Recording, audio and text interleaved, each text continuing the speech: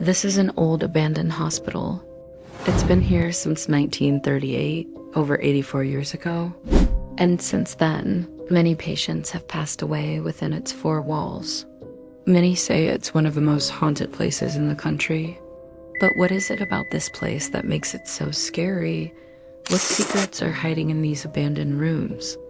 Hi, I'm your host, and this is our channel. Join me and my team as we explore abandoned places, uncovering their history and the mysteries that come with them.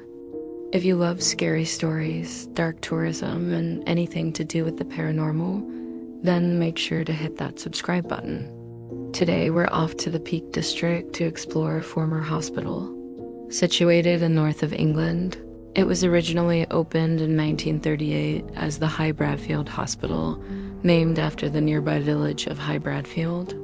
In 1948, the hospital became part of the National Health Service when the NHS was formed. Throughout its early years, the hospital mainly dealt with geriatric patients and those suffering from long-term illnesses. In the 1980s, the hospital began to close down. As you can imagine, rumors started spreading about the building being haunted. Most staff dismissed these claims until strange things started happening to them. Then they couldn't deny there was something strange going on inside the hospital. At first, it was just objects moving around, beds shaking and doors opening and closing by themselves. But as time went on, some of the staff began seeing shadows and figures moving through the hospital. Some even reported hearing voices and disembodied screams in the middle of the night. As these stories grew, people began claiming that the hospital was cursed. After all, how else could you explain these unexplainable occurrences?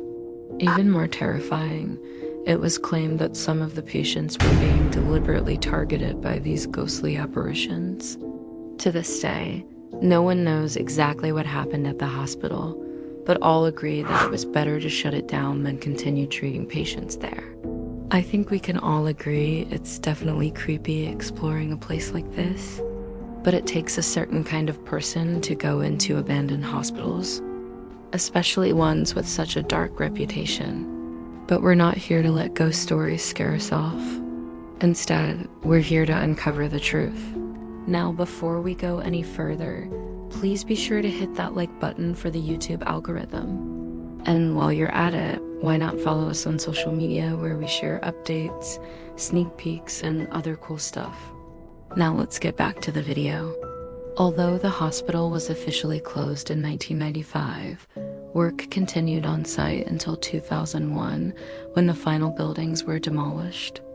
Today, the hospital no longer exists, and only a few trace elements remain. So let's go and find them. Many of the surrounding areas were out of bounds during our visit, so we had to stick primarily to the road. However, we did manage to locate the foundations of the old hospital. Here, amongst the weeds and rubble, we discovered the remains of a chapel. The plaque above the door simply reads, "To God, our strength and our Redeemer." The fact that they built a chapel tells us just how religious people were back in 1938. Religion played a big role in everyday life, and it was commonly practiced. It was also thought that religion could help heal you. It wasn't until the mid-1960s that religion began to decline in the UK. This would carry on for decades, and today we live in a largely secular society. We then visited the site of the main hospital building. We couldn't believe how overgrown everything was. Within a matter of decades, nature has reclaimed much of the site. Although this is great news for wildlife, it doesn't make for easy exploration. As you can see, some of the foundations are still in place, but most of the site has been cleared. It's truly amazing to think that these photographs were taken just a few decades ago, and now there's barely anything left behind. As we walked around the site, we found a few items of litter. Nothing too exciting, just some old glass bottles and a few bits of debris. However, what we did find interesting was the large number of air raid shelters dotted around the site. These were originally put up during the Second World War. They were designed to protect hospital staff and patients from enemy bombs. At the time, England was frequently bombed by Germany, and people had to take shelter regularly. Although this was obviously very frightening, it looks like the hospital functioned pretty normally even during the war. And who knows, perhaps some of the ghosts we hear about today are those of patients and staff who lost their lives during the air raids. So far, we haven't seen or heard anything too spooky, but that was about to change. As we explored further, we came across one of the scariest parts of the hospital, the old mortuary. Not only is this an extremely eerie structure to stumble across, but it also comes with its own dark history. It thus believed that the mortuary was the source of most of the paranormal activity experienced at the hospital. During its operation, bodies would be brought here after they'd passed away in the hospital. They'd then be stored here before being taken away for a post-mortem examination. It was also claimed that the mortuary was where many of the hospital's patients would experience supernatural encounters. Whether this was because of the mortuary itself or because they were already scared and ill is up for debate. Either way, the mortuary was considered the most haunted place in the entire hospital. After doing some research, we managed to uncover the chilling story behind one of the patients. Her name was Mary, and she was kept in the hospital for many years. No one is quite sure why she was admitted, but it's believed she may have suffered from schizophrenia. At the time, schizophrenia was poorly understood and patients were treated horribly. Sadly, Mary passed away whilst in the hospital. It's believed that her body was brought to the mortuary, but her family refused to claim her body. After she had gone, her spirit never left the hospital. To this day, visitors claim to hear her voice echoing through the corridors. Some have even claimed to see her ghost wandering the hospital grounds. And while we didn't manage to see or hear her ourselves, we certainly felt her presence while we were exploring. Just listen to this clip we recorded inside the mortuary. Although it sounds like nothing more than the wind, trust me, we were the only people around. So you may be wondering if this is the most haunted place in England.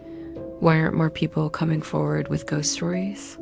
Well, it turns out that this place isn't the only location with a connection to this poor woman.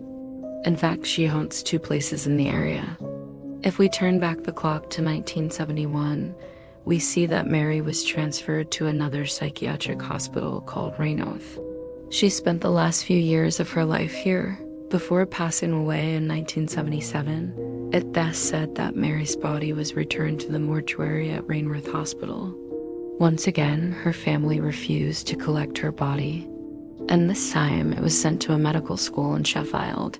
There's no record of her ever being claimed. It's likely she was buried in an unmarked grave. Ever since Mary passed away, both hospitals have been plagued with ghost sightings and paranormal activity. Staff and visitors alike have reported seeing the same ghost wandering around both locations. In fact, some believe she's responsible for all the hauntings in the area. Others believe that she's simply trying to find her final resting place. After all, no one knows what happened to her body after she died. Perhaps she's searching for answers, or maybe she's searching for peace. We don't know what happened to her body, but we do know that she's not at peace. And while we were exploring, we certainly felt her presence. Just listen to this clip we recorded inside the mortuary. Do you hear what I hear? So, while we didn't get to see Mary's ghost during our visit, we certainly felt her presence. And who knows, maybe she's still searching for her final resting place. But now it was time for us to leave. We had uncovered some of the dark history of the hospital and the chilling story of Mary, and we had experienced some strange things ourselves. But what about you?